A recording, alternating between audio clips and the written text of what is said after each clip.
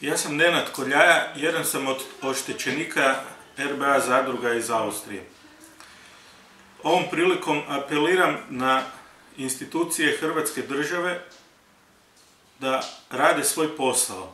Znači, apeliram na Vladu i na Sabor Republike Hrvatske da poništi nelegalne ugovore nelegalnih zadruga iz Austrije koje su bez ikakve osnove, znači bez dozvole za rad, bez da su otvorile svoje podružnice na području Republike Hrvatske, ovdje obavljale nelegalnu djelatnost sklapanja kredita.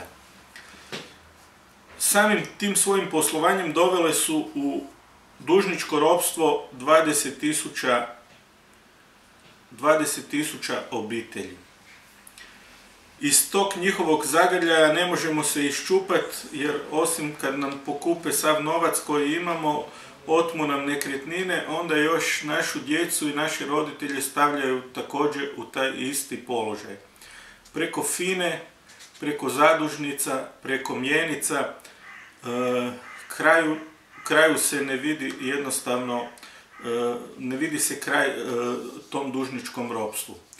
Ovdje apeliram institucijama da rade svoj posao i da nas oslobode tog dužničkog ropstva, da nas oslobode te krađe, pljačke i otimačine.